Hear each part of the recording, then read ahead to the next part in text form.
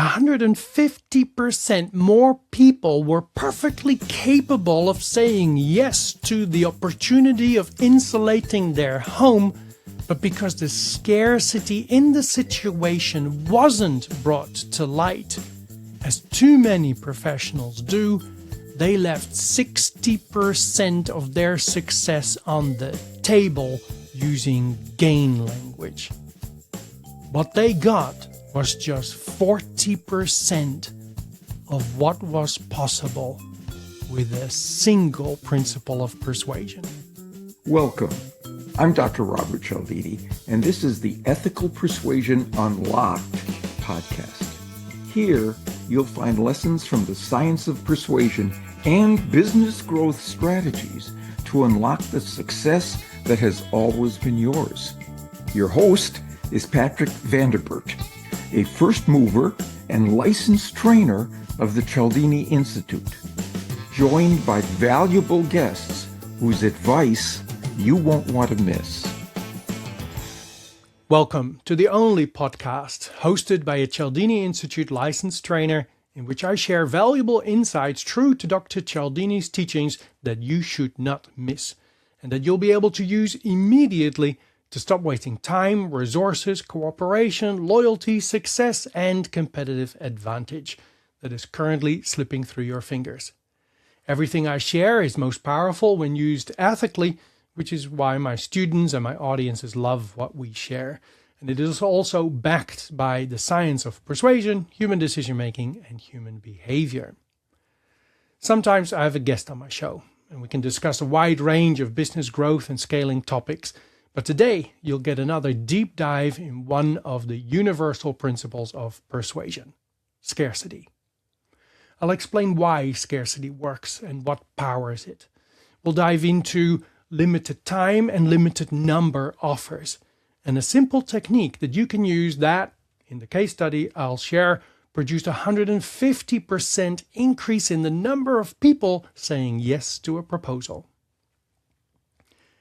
Scarcity is a very powerful principle. It is hard to defend yourself against scarcity, even if you know about the science of persuasion.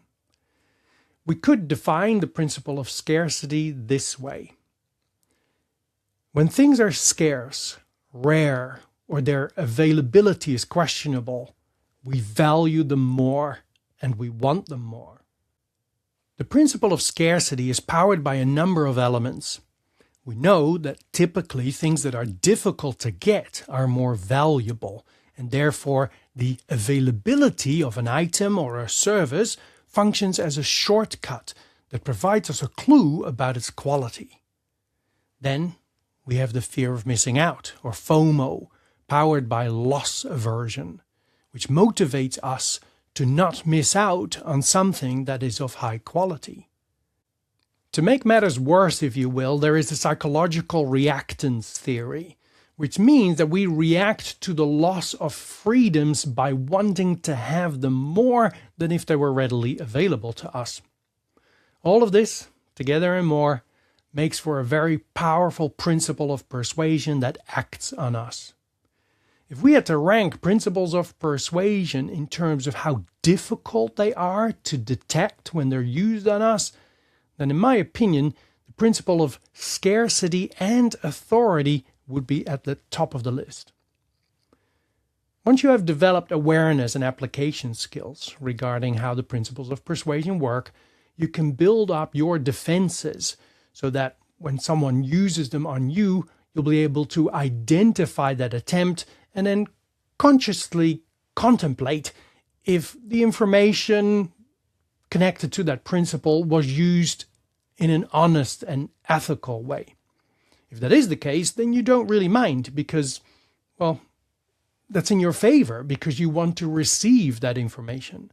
But if it was used in an unethical manner, in an attempt to manipulate you to take a certain action or to gain agreement, then in most cases, you can easily free yourself from the pressure that persuasive principle puts on you.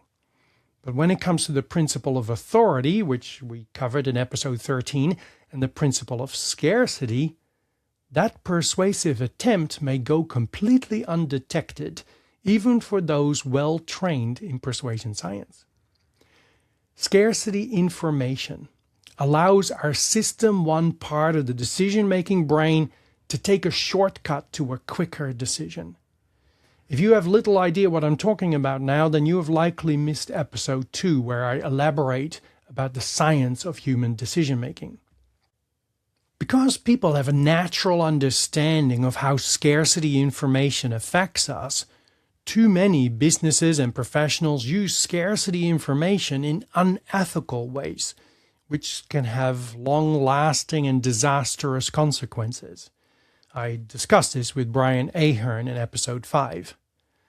Unethical use of persuasion principles can produce short-term results, but typically means long-term disaster, because eventually you get found out, and especially nowadays with social media, your personal and company brand can be destroyed in days.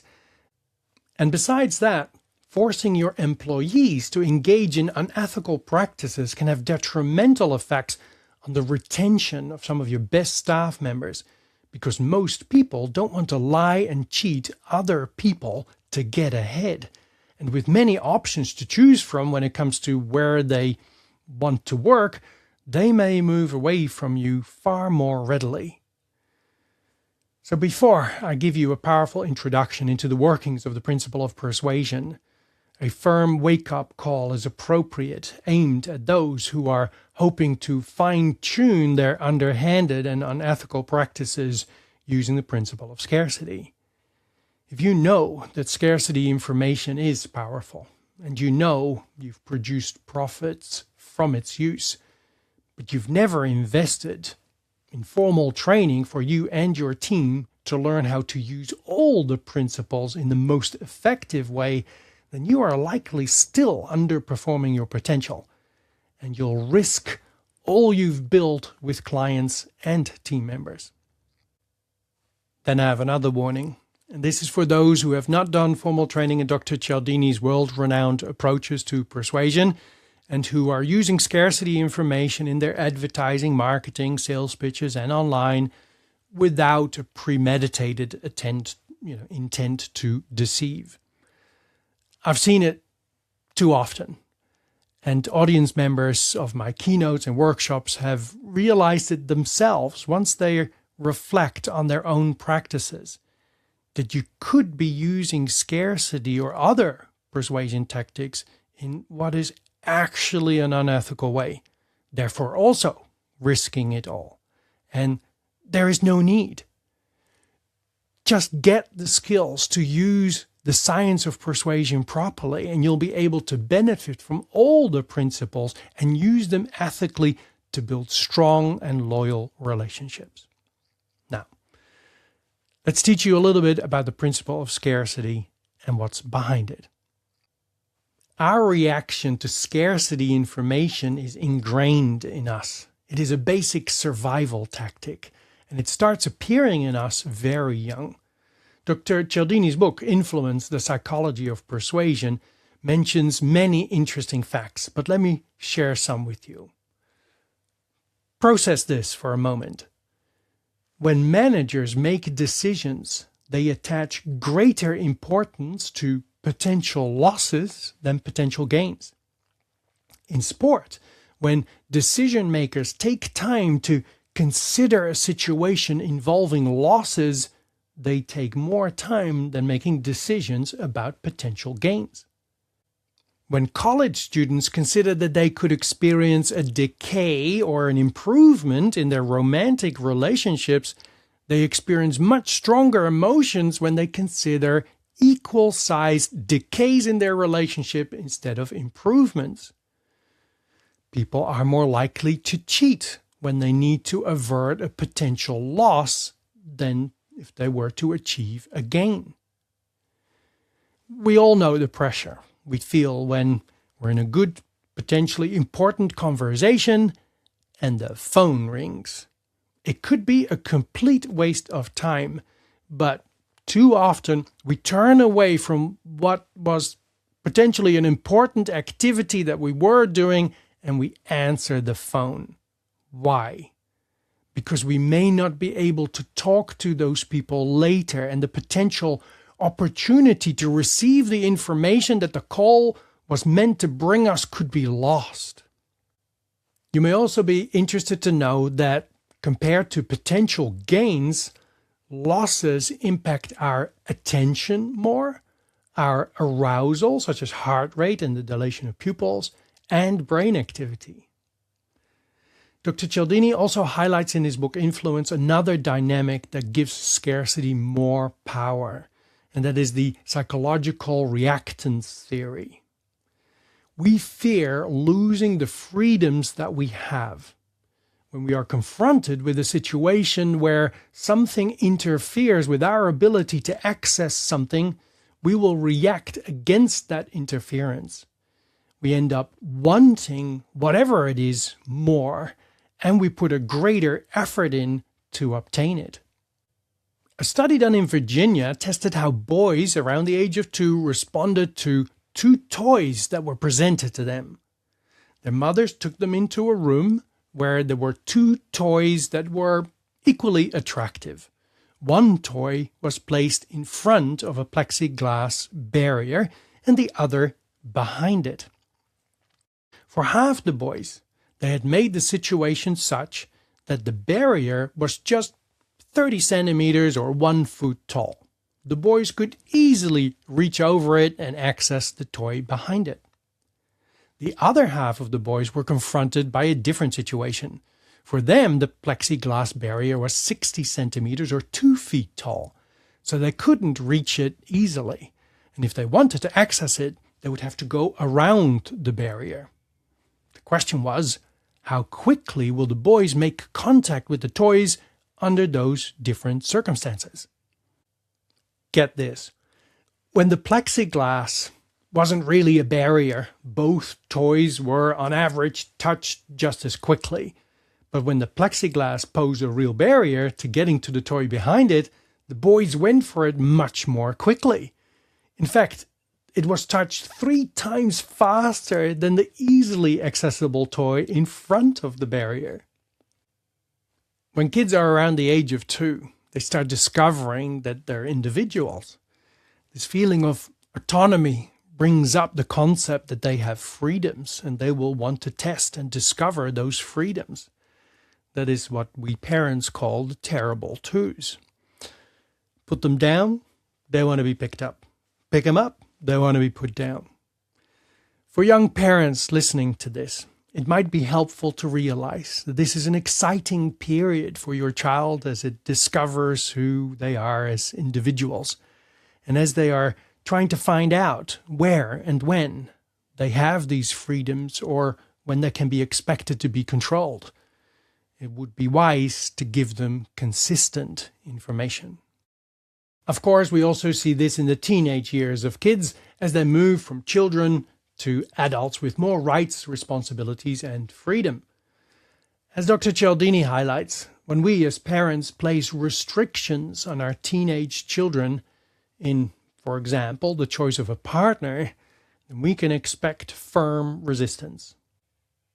One study done in Colorado involving 140 teenaged couples confirmed that when the couple was experiencing parental interference in the relationship, the pair felt greater love between them and their desire to get married was stronger. The study also highlighted that when parental interference weakened, their romantic feelings towards each other also calmed down. Scarcity has an impact on all of us, as toddlers, teenagers, and very much so as adults. When access to products is restricted, we also seem to experience psychological reactance, and we perceive those things to be even better than how we perceived them before our access was restricted or stopped. When something is advertised for individuals slightly older than us, we want it more. When a book is censored, we want them more.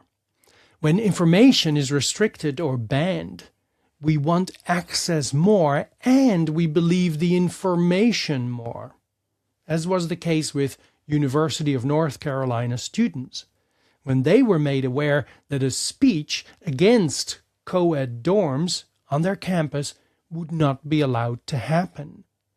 They became even more anti-co-ed dorms. Even though they hadn't actually heard the speech, they still agreed with its standpoint more. Here's an insight that most people don't know, and that my students would do well to remind themselves of. Reactance can be caused when a person tries to convince or persuade someone, especially when they are not trained in the science of persuasion and attempting to persuade.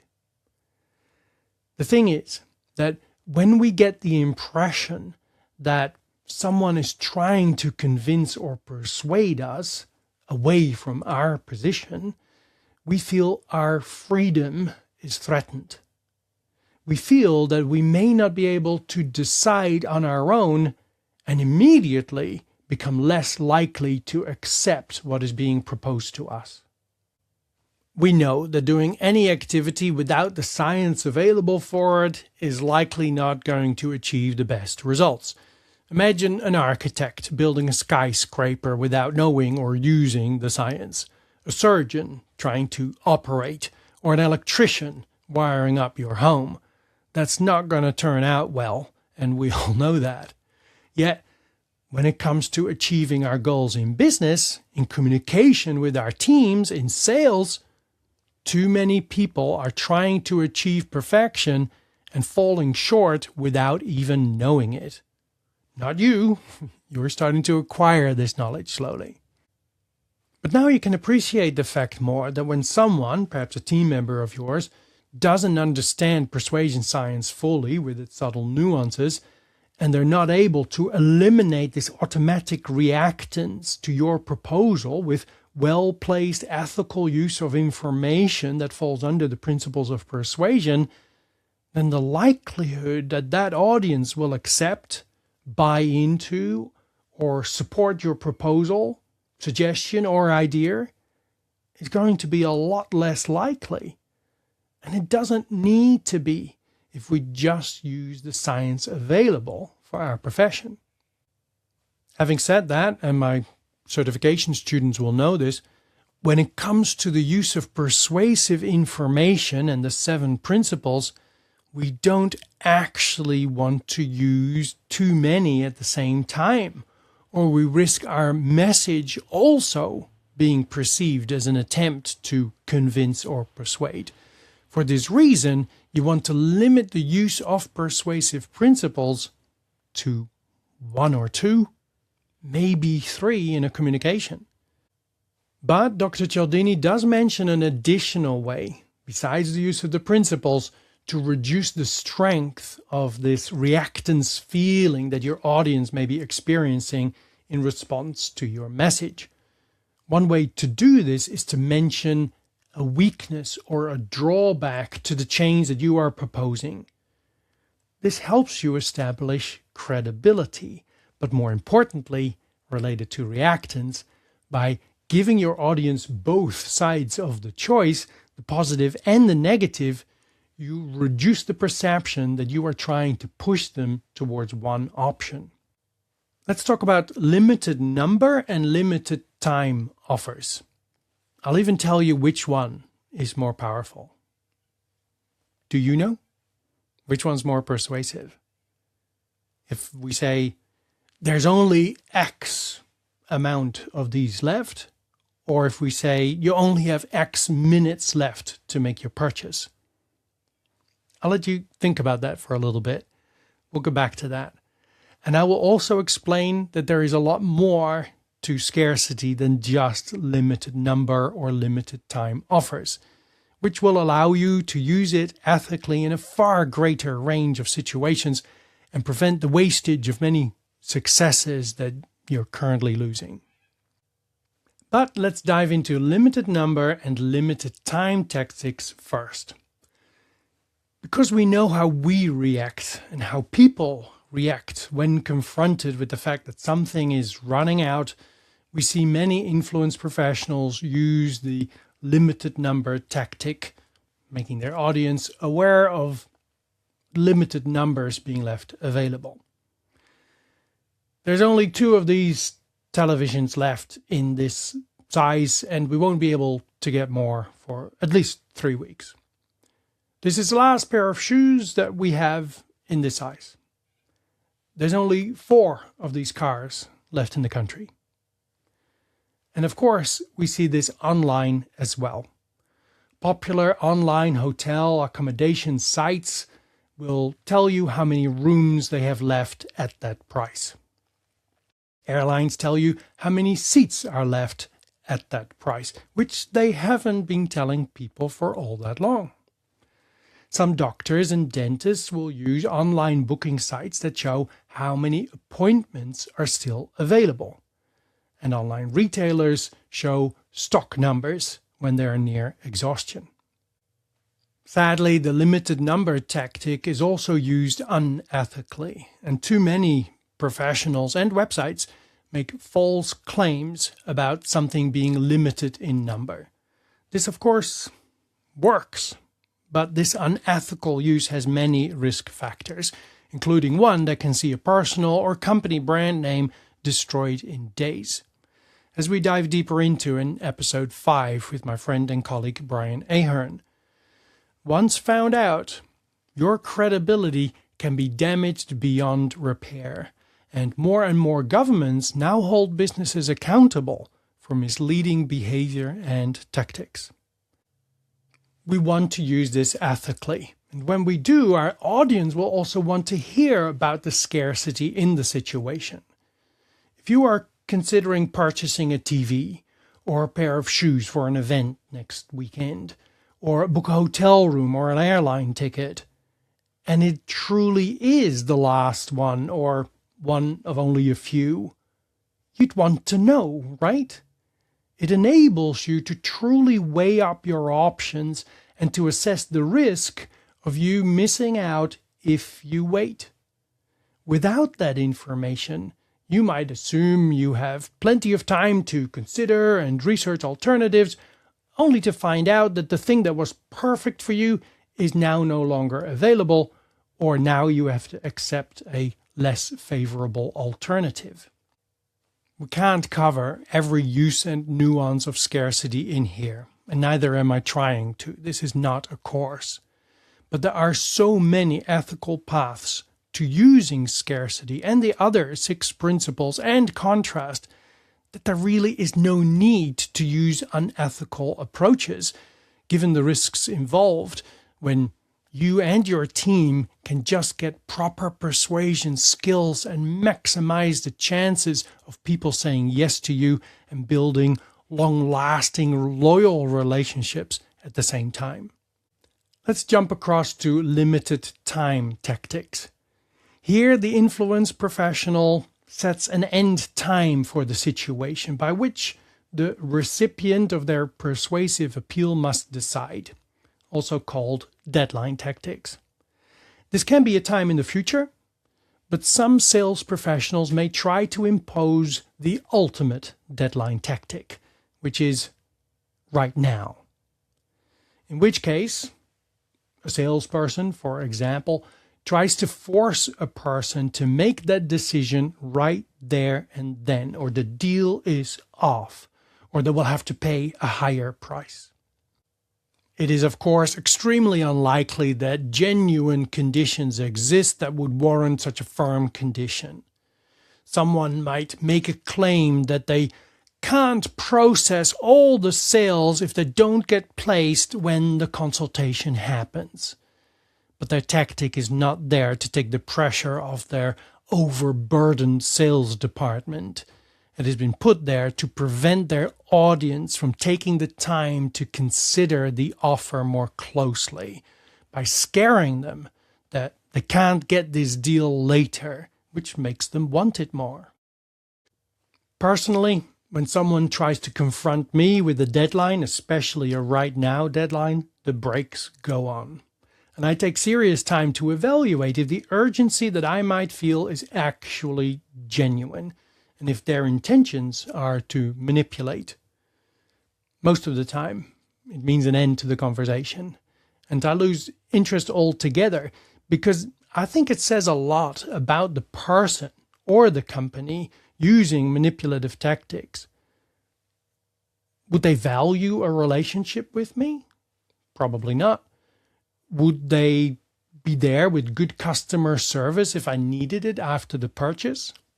Probably not. We see a lot of this online now. Landing pages with countdown timers on them, a sale that just happens to be on and there just happens to be 2 hours and 16 minutes left.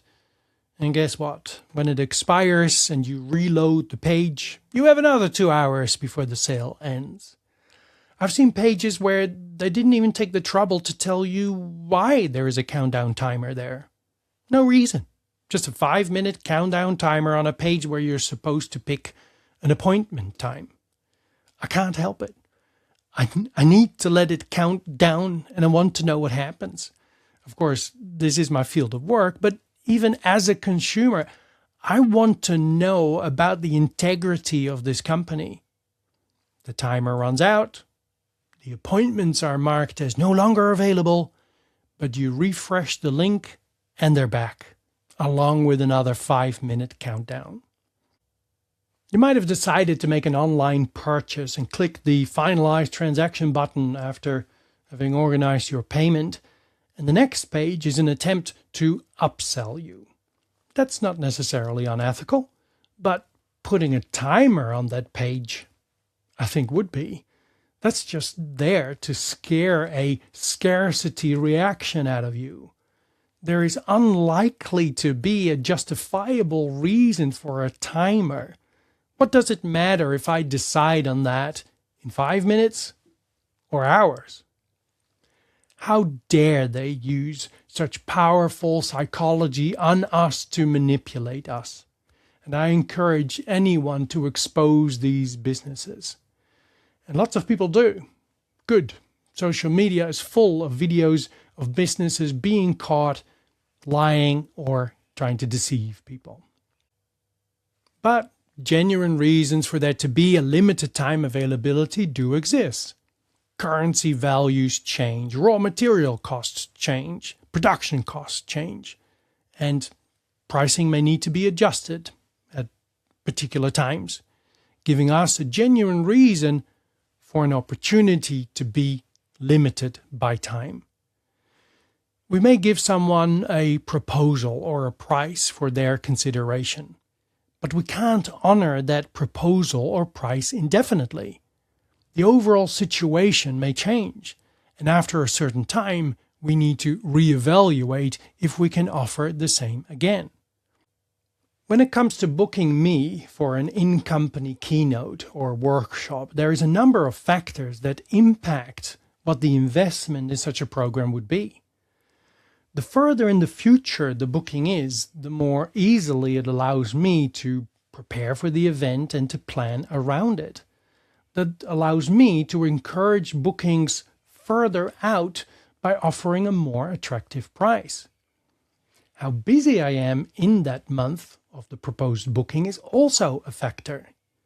To ensure cash flow throughout the year, I'm happy to offer a lower fee for months in which I have no bookings yet. But if I have bookings already, I don't need to offer that incentive to help my cash flow. So when I give a company or an association a proposal for a keynote or a workshop for their event, and it's 12 months away, my fee is lower than if it's 11 months away. I have a schedule for this, which takes into account, amongst other things, how far in the future the booking would be, audience numbers, and how many other events I have already scheduled that month. And then it gives a price. We give a period of time in which we keep the date free and we honor the fee that was proposed. And if this was to expire and they want to revisit the event and my services, we go back to the schedule and take the current state of affairs into account and provide a new price. If they are still considering the same date, which is now closer, and if other bookings have been confirmed for the same month, the next proposal will not include the factors that reduced the fee earlier. All fair, logical, and justifiable, and giving those who can make a decision promptly within a limited time the opportunity to secure the best price. And of course, we make them aware of this. So, what should you and your team do when you wish to use scarcity from a limited time or limited number perspective? You need to identify genuine scarcity in your situation. If something won't be available indefinitely, you can bring that to the surface. If it's a limited time angle, I'd encourage you to explain the genuine reasons for it. If it is a limited number, then make sure to be accurate with the number of opportunities that remain. I promised you that I would tell you which one is more powerful or more persuasive. Limited time or limited number. Did you ever think about it? If we were to present the fact that there is only X number of these left, or we are confronted with the fact that there's only X minutes left to get this, which one will motivate us more? Okay, which answer are you locking in? The answer is limited number situations. They are more persuasive than limited time offers. This is because with a limited number available and other people possibly wanting to take up that offer, we are also competing for this resource, which is another amplifier of scarcity. The way to remember this: when the offer tells you, I have 38 minutes left, I can think to myself, no need to order now, I still have 38 minutes left. Of course, combining both limited time and limited number offers tends to produce the strongest reactions. Scarcity applies to and can be used in a lot more ways than just limited number and limited time tactics. Let me give you just one more. When it comes to how we pitch our proposals, the opportunity for change, if we want to use scarcity, then we need to ask ourselves the question, what won't they get if they don't move in my direction with this? I see business professionals and copywriters for websites and brochures make this mistake so often. When presenting the benefits of their case, they highlight what the audience stands to gain from moving in their direction. If you get this, you'll do better. You'll be faster. You'll save this. You'll be more efficient. You'll be safer, smarter, more employable, profitable. You'll grow, succeed, and win. But as I told you, people are more motivated by the fear of missing out, the fear of losing something, than they are by the prospect of gaining that very same thing. Let me quantify how big an impact this can have and show you how much success you could therefore be missing out on. Now, this is just one case study with one outcome. The outcome, in your case, could be less. It could also be more as well. A company was going around doing home assessments to determine how well homes were insulated. and then presenting the homeowners with the opportunities to insulate their homes more fully.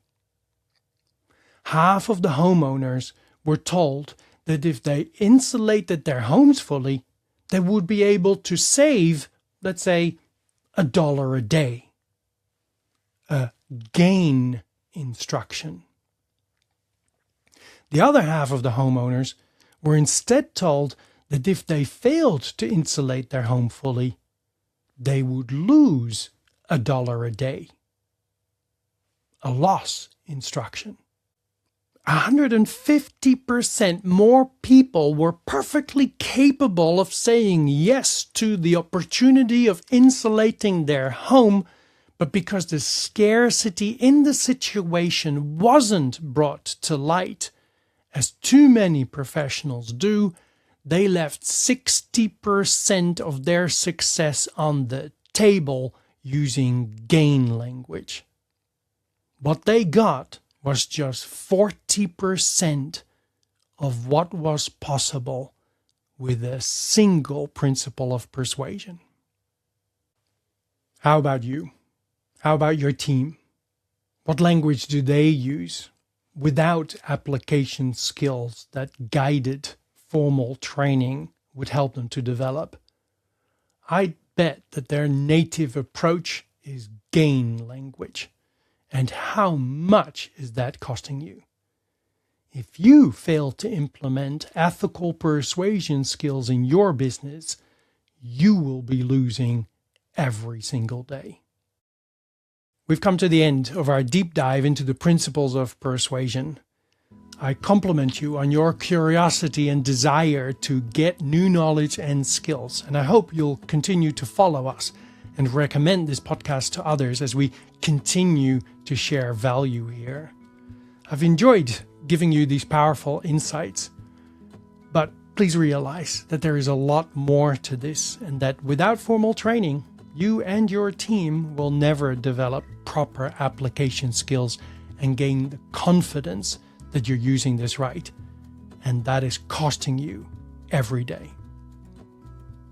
So approach us today for a discovery call, and let's find out how we can best assist you. Perhaps a keynote, workshop, consultation, or a learning program for your team or for an individual. Keep an eye and an ear out for an upcoming episode I'll do on the contrast phenomenon, which is not a principle of persuasion, but an amplifier for all of them. Super powerful and a bit of fun. Until next time, I wish you an influential future.